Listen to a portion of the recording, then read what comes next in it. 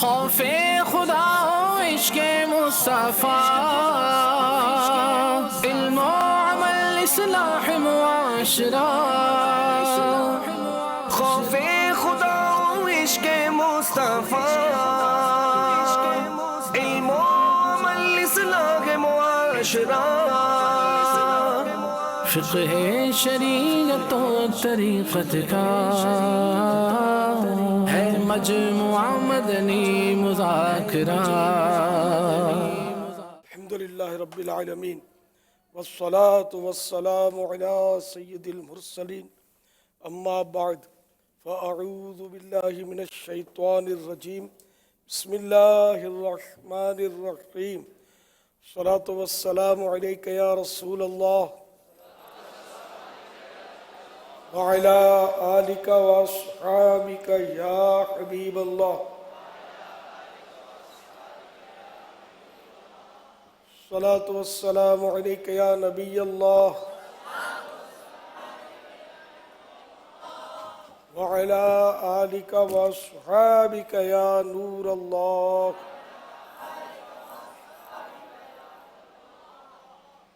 نويت سنة الاعتكاف. جب کبھی داخل مسجد ہونے کی سعادت پائیں اعتکاف کی نیت ضرور فرمائیں. نیت دل کے ارادے کو کہتے ہیں. دل ہی میں نیت کر لیجئے کہ میں نے سنت اعتکاف کی نیت کی. مفت کا ثواب ہے. جب تک مسجد میں رہیں گے ثواب ملتا رہے گا. مسجد سے باہر نکلیں گے تو یہ نفل اعتکاف ہے, ختم ہو جائے گا. اور یہ 1 منٹ کے لیے بھی ہو سکتا ہے, سیکنڈ کے لیے بھی ہو سکتا ہے. اس کے لیے وقت کی کوئی قید نہیں ہے. یاد رکھیں مسجد کے اندر کھانا پینا, سونا, سحری, افطار, آب زمزم شریف پینا, دم کیا ہوا پانی پینا, نیاز کھانا, یہ سب اسی صورت میں جائز ہوتے ہیں جبکہ پہلے سے اعتکاف کی نیت کی ہوئی تھی. افطاری سامنے آ گئی, کھانا آ گیا اور اب اعتکاف کی نیت نہیں کی تھی تو کھانے پینے کے لیے, افطار کرنے کے لیے, سحری کے لیے, سونے کے لیے اعتکاف کی نیت نہیں ہو سکتی. ثواب کی نیت سے اب بھی اعتکاف کی نیت کر سکتے ہیں, کر لیجئے. کچھ ذکر و درود کر لیجئے, چاہیں تو 12 بار درود شریف پڑھ لیجئے. اب افطار کرنے میں, کھانے پینے میں کوئی حرج نہیں.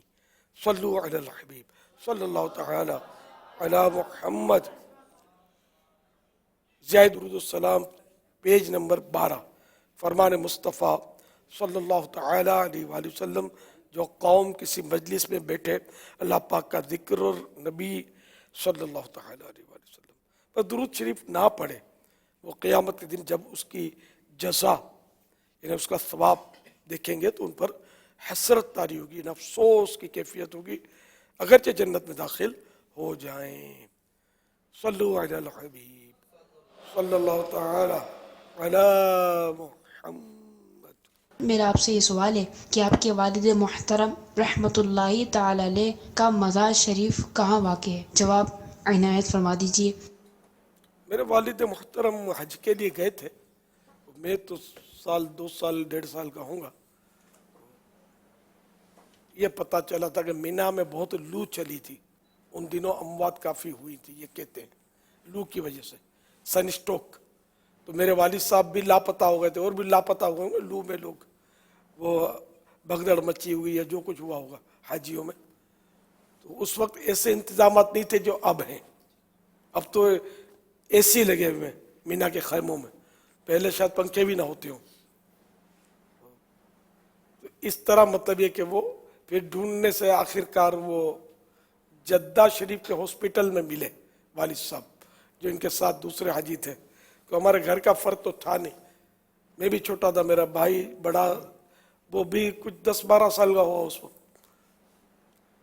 یہ مطلب ہاسپٹل میں ملے لیکن وہ انتقال فرما گئے. اور وہیں ان کو جدہ شریف میں انڈرسٹوڈ, یہی سمجھ میں آتا ہے کہ جدہ شریف ہی میں, جدہ بڑا شہر ہے, وہاں بھی قبرستان ہے, تو وہاں ان کی تدفین ہوئی ہوگی. تو اب مزار کا تو وہاں ویسے ہی تصور نہیں ہے. صحابہ کرام علیہ رضوان کے مزارات بھی وہاں نہیں رہنے دیے گئے, سب شہید کر دیے گئے. تو اب یہ کہ وہ عام عوام کے مزارات کا تو تصور ہی کیا. واللہ تعالی اعلم ورسولہ اعلم عز وجل وصلی اللہ تعالی علیہ وآلہ وسلم صلو علی الحبیب صلی اللہ تعالی علی محمد راحل ہیں، کہتے ہیں کہ امام مسجد کے جو امام ہیں وہ اعتکاف میں بیٹھ کر اذان، اقامت و امامت کر سکتے ہیں؟ امام مسجد اعتکاف کر سکتے ہیں، نماز پڑھا سکتے ہیں، خطبہ دے سکتے ہیں، سب کچھ تو کر سکتے ہیں، سب مسجد میں تو ہو رہا ہے۔ فیضان اعتکاف جو فیضان رمضان میں فیضان اعتکاف ایک باب ہے، تو اس میں پیج نمبر 265 پر رد المحتار کے حوالے سے لکھا ہے، اگر منارے یعنی اذان، پہلے مناروں سے اذانیں ہوتی تھی، اب منارے بنتے لیکن اس سے اذانیں نہیں ہوتی، جو مائک سے پہلے بغیر مائک کے ہوتی تھی نا اذان۔ تو اگر منارے کا راستہ خارج مسجد یعنی مسجد کے احاطے سے، باؤنڈری وال سے باہر بھی ہے، اگر منارے کا راستہ خارج مسجد ہو تو بھی اذان کے لیے معتکف یعنی اعتکاف والا جا سکتا ہے، کیونکہ اب یہ مسجد سے نکلنا حاجت شرعی کی وجہ سے ہے، اور شرعی حاجت کے لیے یہ جو 10 دن کا اعتکاف ہے یا نظر شرعی کے اعتکاف، یہ جو اعتکاف ہوتے ہیں تو ان کے لیے باہر خارج مسجد سے جیسے جائے گا وہ معتکف تو اس کا اعتکاف نہیں ٹوٹے گا۔ اب تو منارے میں جانے کی ضرورت ہی نہیں رہتی، جاتے ہی نہیں لوگ۔ اذان بھی اب تو ہاں البتہ عین مسجد میں اذان دینا تو سنت نہیں ہے، فنائے مسجد میں دے سکتے ہیں اذان، تو کئی مسجدوں میں الگ سے ایک جگہ بنی ہوتی ہے اذان کے لیے جو فنائے مسجد میں ہوتی ہے، وہاں بھی جانے میں کوئی حرج نہیں ہے معتکف کے لیے، گھر میں طوطے رکھ سکتے ہیں؟ کوئی حرج نہیں ہے۔ سستی کی وجہ سے اگر تراویح چھوڑ دیا تو کیسا؟ برا کیا اور عادت بنائی تو گناہ گار ہوا۔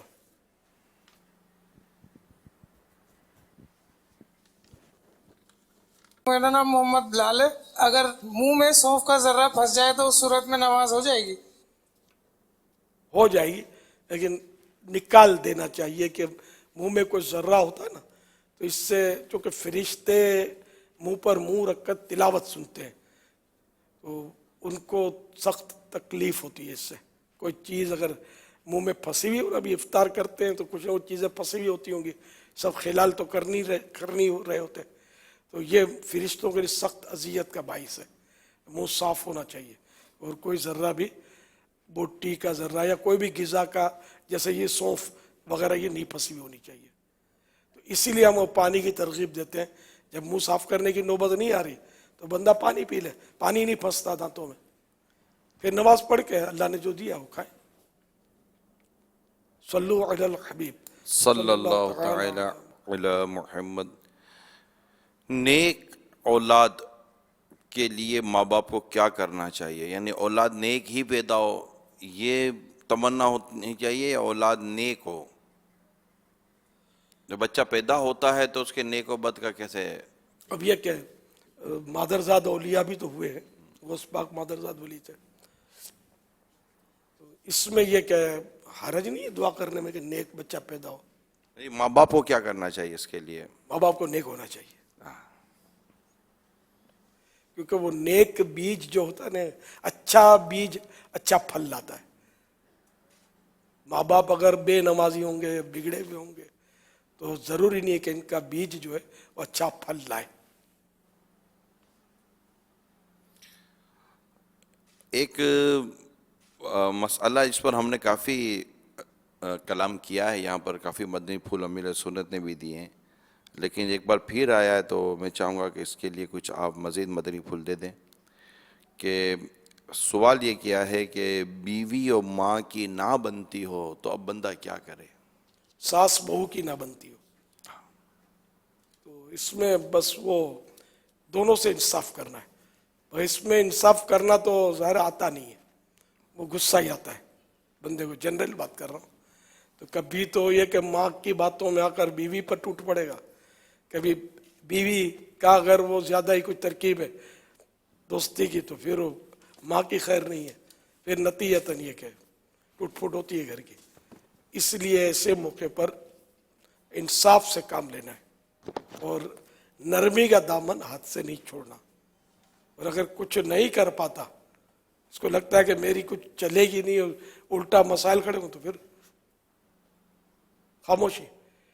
اس میں یہ کہ بیوی سے انڈرسٹینڈنگ کی جا سکتی ہے اگر وہ ترکیب آؤٹ ہو رہی ہے ماں کی طرف سے تو بیوی, یہ بعض اوقات ہوتا بھی ایسا کہ میاں بیوی آپس میں انڈرسٹینڈنگ کر لیں کہ مطلب میں کچھ بھی نہیں بولوں گا, تم سمجھ جانا کہ میں ماں سے بگاڑوں گا, تم رہ نہیں سکو گی, تم تھوڑا برداشت کر لو. اس طرح بھی ہو سکتا ہے. آپ جس طرح فرما رہے نا کہ بیوی سے یوں کر لے, بیوی سے یوں کر لے, بیوی اگر بیوی سے اتنا کر سکتا ہوئے نا تو شاید ماں ساس و بہو کا جھگڑا نہ ہوئے ہو.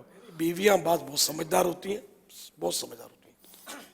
ہر بیوی بیوقوف نہیں ہوتی, بہت سمجھدار بھی عورتیں ہوتی ہیں اور وہ پورا گھر پہ راج کرتی ہیں. تو ساس سے انڈرسٹینڈنگ نہ کر لے, بعض اوقات نہیں ہو پاتی. اصل وہ عمر کا اتنا تفاوت ہوتا ہے, بڑے بوڑھے جو ہوتے ہیں نا پتھر کی لکیر. بہرحال یہ کہ اس لیے وہ ساس جو ہوتی ہے نا یہ بیچاری, اس کی ایج فیکٹر ہوتا ہے, عام طور پہ اس کی عمر بڑی ہوتی ہے. جوان ساس تو ہوتی ہی نہیں, جوان ساسوں کی تو لڑے گی بھی نہیں.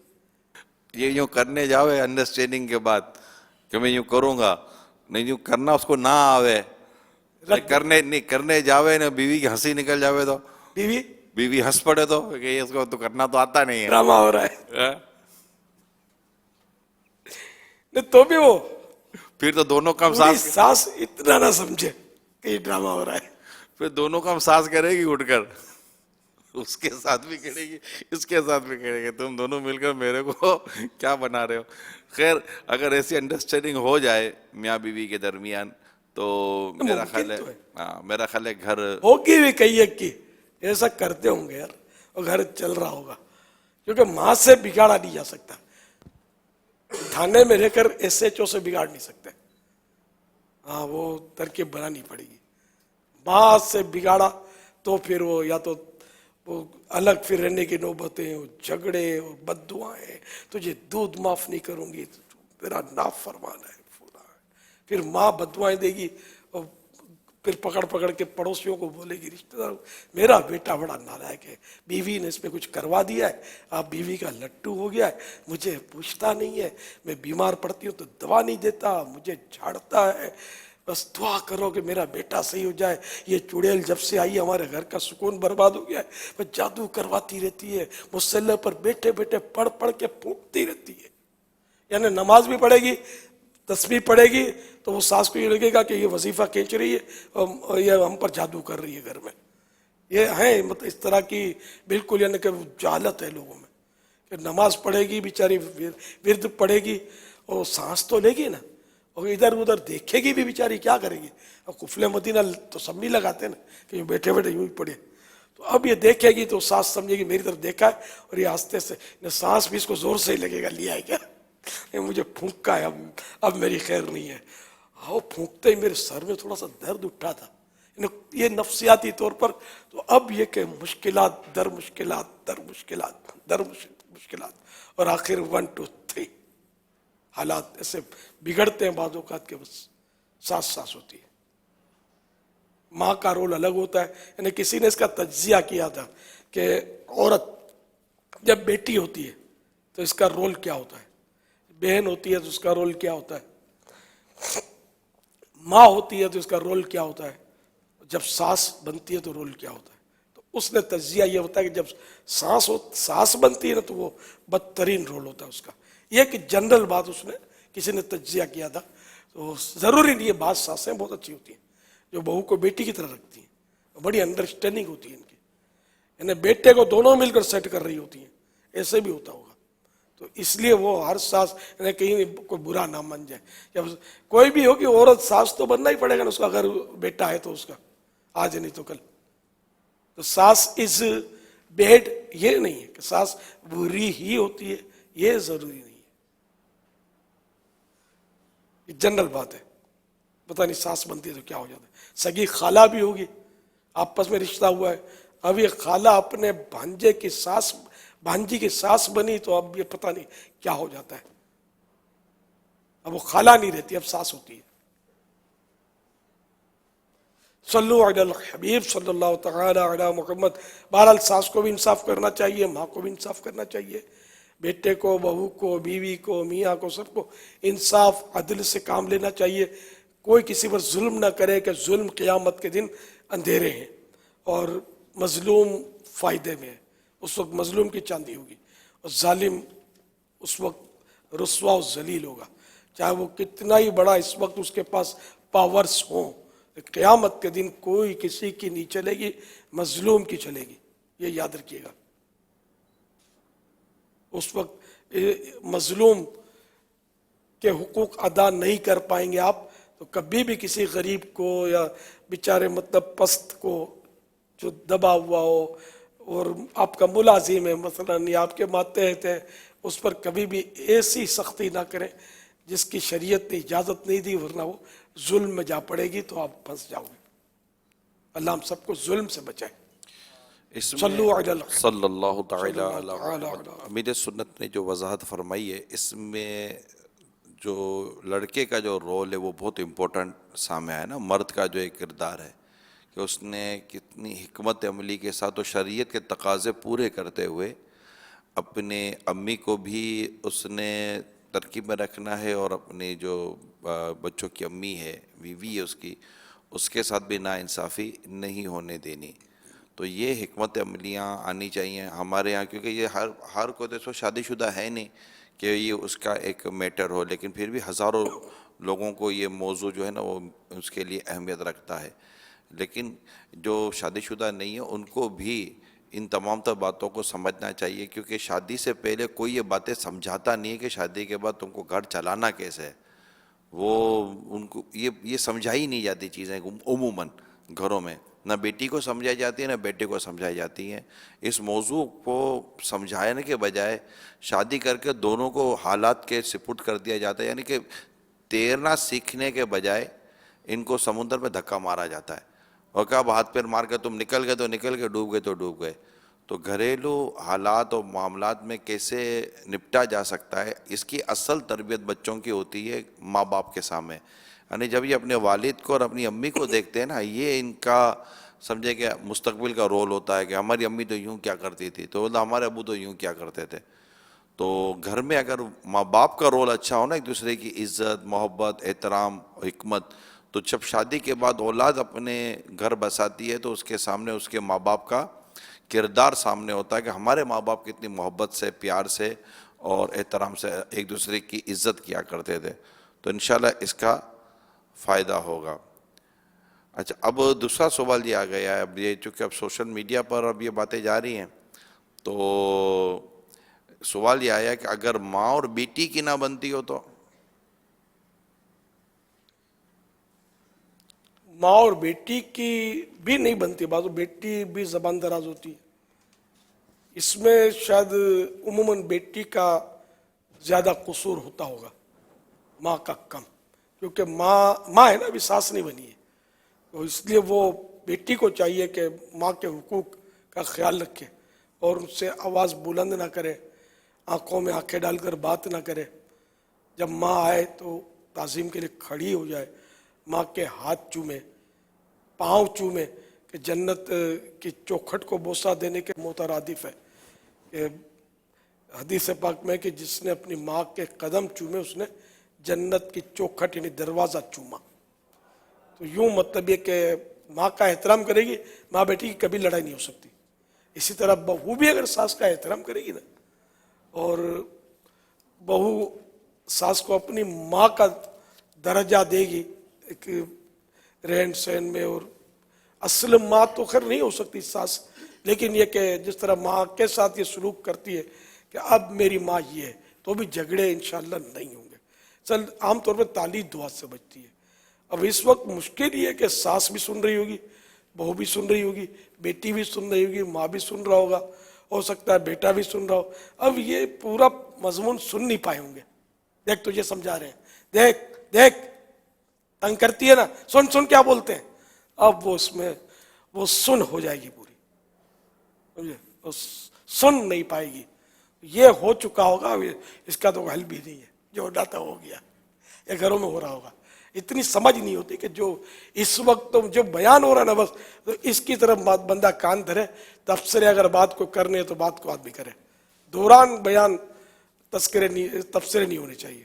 گھروں میں سننے میں یہ فرق ہے, اور یہاں بیٹھے ہوئے تو یہاں یہ تبصرے نہیں کر رہے ہوں گے, لیکن پھر یہاں بھی ٹھیک ہوتے ہیں.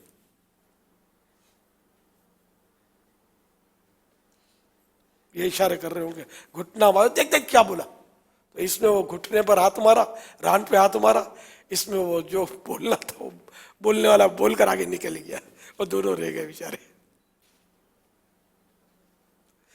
تو یہ نہیں کرنا چاہیے, بس کان لگا کے سننا چاہیے تو فائدہ زیادہ ہوگا, ورنہ وہ ہاں کا نہ ہو جائے گا, نقصان ہوگا. اگر اس دوران بات چیت اور اشارے اور کنایے سے آپ ترکیبیں بناتے رہیں گے نا تو نقصان ہوگا. صلو علی الحبیب صلی اللہ تعالی علی محمد. یہ بھی ضرور عرض کرتا چلو کہ اس پوری وضاحت میں کسی کی فیور نہیں ہوتی, بلکہ یوں سمجھیے کہ گھر گھرستی کے آداب بیان کیے جاتے ہیں کہ گھر کیسے چلے گا, اور ہر ایک کو اس کے لیے حکمت اور ہر ایک کو اس کے انداز کو سمجھانے کی کوشش کی جاتی ہے. تو اس میں اللہ کرے کہ ہم اپنے اوپر لینا شروع کریں کہ ہم کیسے ہمیں رہنا ہے. اب دوسرا سوال عبد القیوم صاحب ہیں, یہ کہتے ہیں اکثر رشتے تو غلط فہمیوں کی وجہ سے خراب ہوتے ہیں, تو کیا گھروں میں غلط فہمی کی وجہ سے رشتے خراب ہوتے ہیں؟ غلط فہمیاں, بالکل غلط فہمیوں کی وجہ سے جو جھگڑے ہوتے ہیں نا, بالکونی میں کھڑی ہے تو بولیں گے وہ سامنے کھڑکی میں لڑکا ہوتا ہے تو اس سے ترکیب بنا رہی ہے. تو پتہ نہیں کیا کیا مطلب یہ وہمات پالتے ہیں, تہمتیں رکھتے ہیں, گناہوں کا ڈھیر لگتا ہے اور گھر کا پرخچے اڑ جاتے ہیں گھر کے. اس لیے وہ بدگمانی کا علاج ہو جائے نا تو بھی انشاءاللہ مدینہ مدینہ ہو جائے گا, گھر زوردار چلے گا. صلو علی الحبیب صلی اللہ تعالی علی محمد.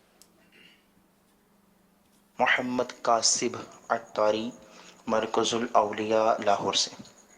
امیر اہل سنت دامت برکاتہم العالیہ کی بارگاہ میں عرض ہے کہ اگر کسی اسلامی بھائی کی رمضان المبارک میں عشاء کی جماعت رہ جاتی ہے اور وہ مسجد میں آ جاتا ہے, اب وہ تراویح کی جماعت کے دوران اپنی عشاء کی نماز ادا کرتا ہے.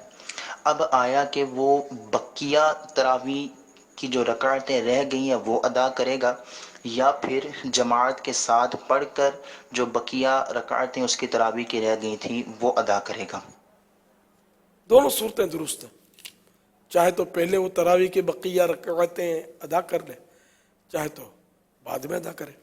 اور بہتر یہ کہ وتر تراویح کی 20 رکعتیں پوری کرنے کے بعد ادا کی جائیں.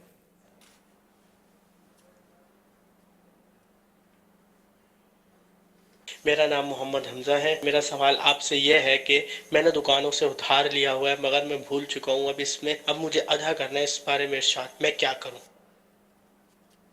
ظن غالب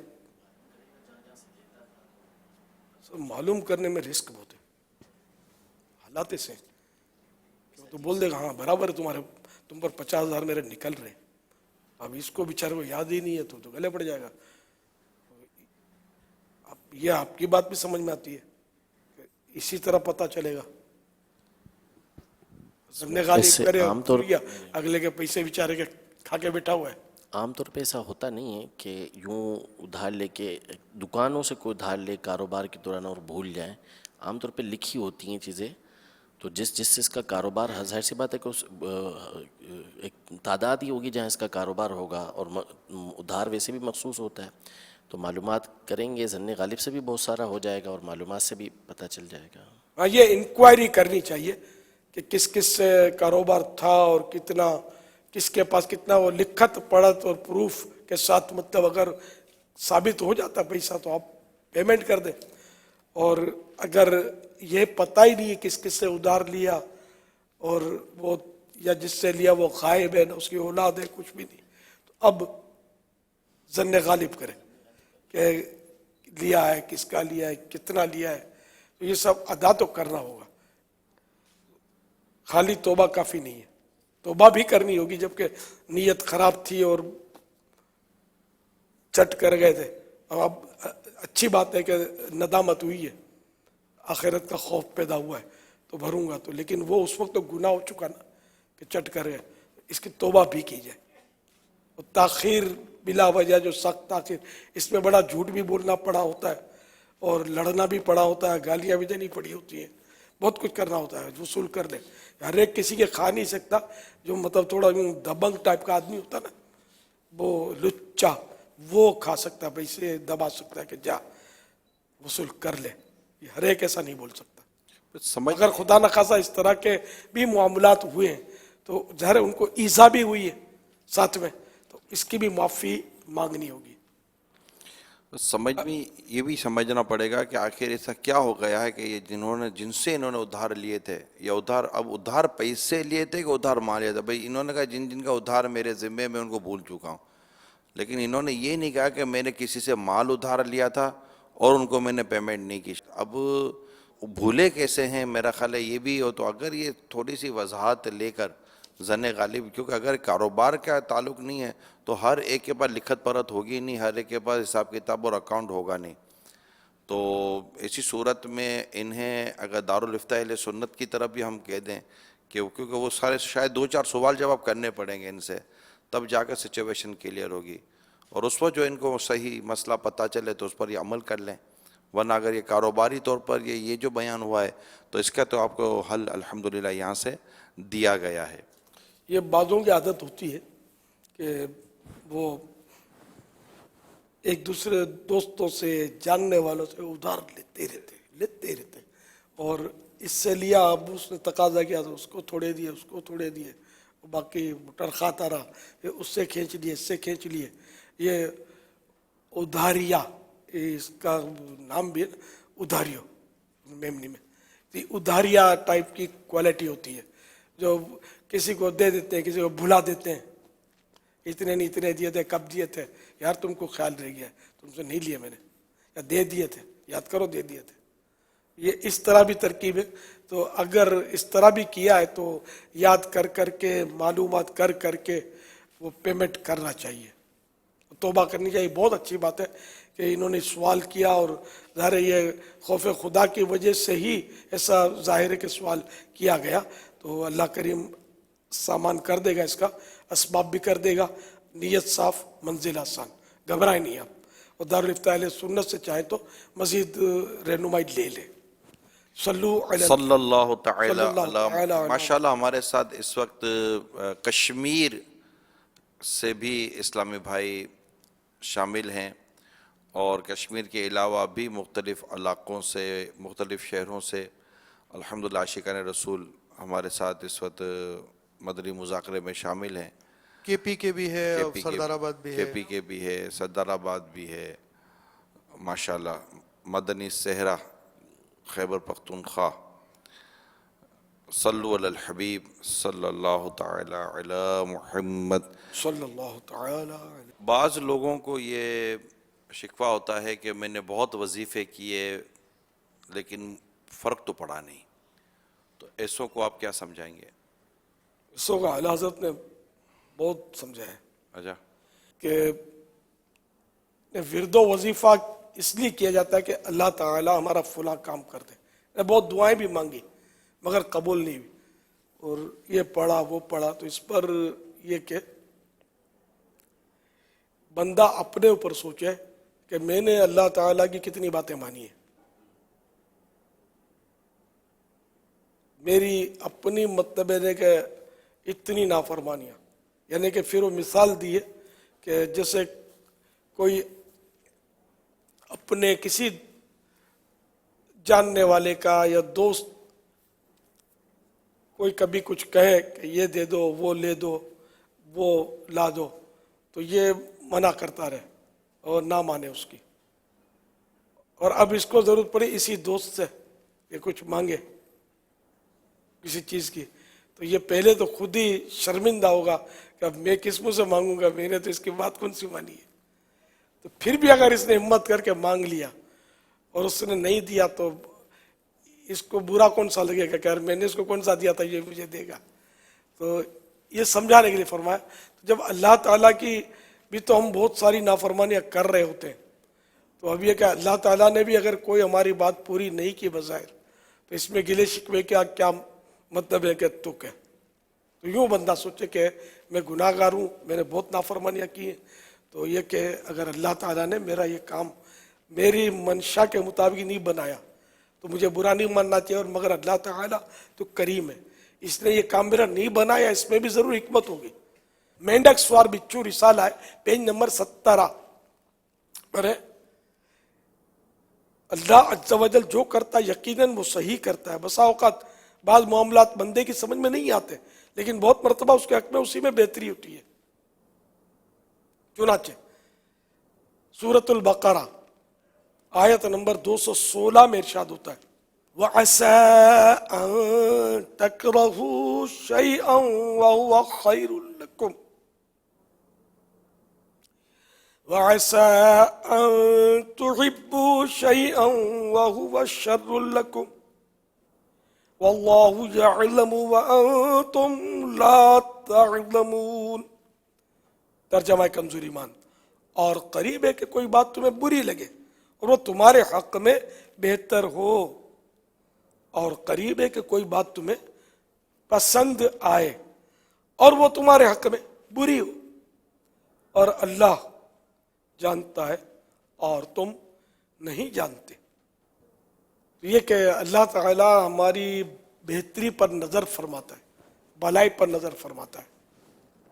جیسے میں بارہا یہ عرض کرتا ہوں کہ یا اللہ ہماری حاجتوں پر، ہماری جائز حاجتوں پر رحمت کی نظر فرما، ہمارے مریضوں پر رحمت کی نظر فرما۔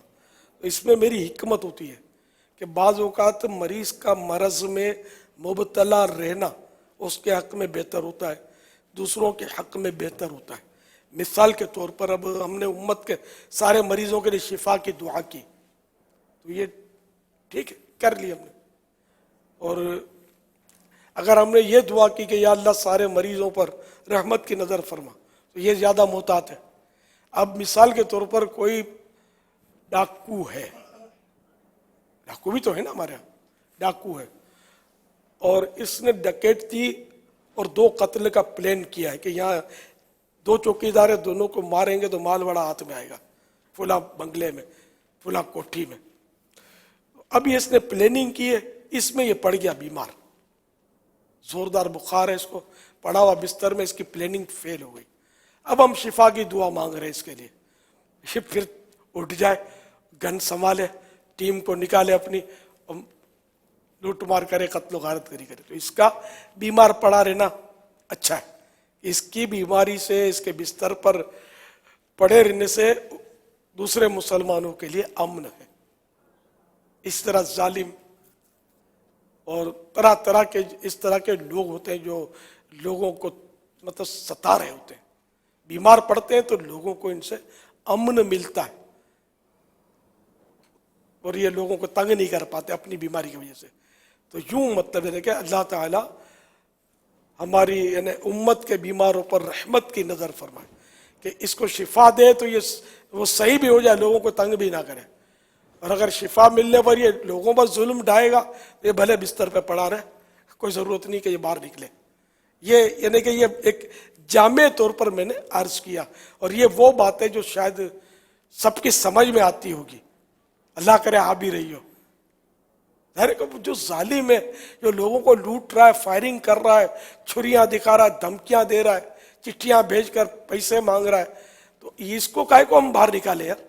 یعنی ایسی دعا اس کے لیے کریں کہ یہ باہر آ جائے اور یہ پھر لوگوں کو لوٹنا شروع کر دے۔ تو یا تو یہ توبہ کر کے باہر آ جائے، نیک بن کے باہر آ جائے، بندوں کے حقوق ادا کرے تو صحیح ہے، یہ کل نہیں، آج نہیں، ابھی باہر آ جائے۔ اور اگر ایسا نہیں ہے کہ اس نے شفا پا کر لوٹ مار کرنی تو بھلے پڑا رہے۔ اس کے حق میں بھی یہ بہتر ہے کہ اتنے گناہوں سے اتنی دیر تک یہ بچا ہوا ہے، بیماری میں پڑا ہوا ہے۔ صلو علی الحبیب صلی اللہ تعالی علی محمد۔ اس طرح کے ارشادات میں مفسرین نے بابا 2 مثالیں بھی دی ہیں کہ شوگر کے مریض کو میٹھا اچھا لگتا ہے مگر میٹھا اس کے حق میں بہتر نہیں ہوتا، اور بیمار کو انجیکشن برا لگتا ہے لیکن انجیکشن کی تکلیف ہوتی ہے مگر وہ بیمار کے حق میں بہتر ہوتی ہے۔ سبحان صلو علی الحبیب صلی اللہ تعالی علی محمد۔ یہ ارشاد فرمائی کہ افطاری کے وقت بچے مسجد میں شور بہت کرتے ہیں، اس کا حل ارشاد فرما دیں۔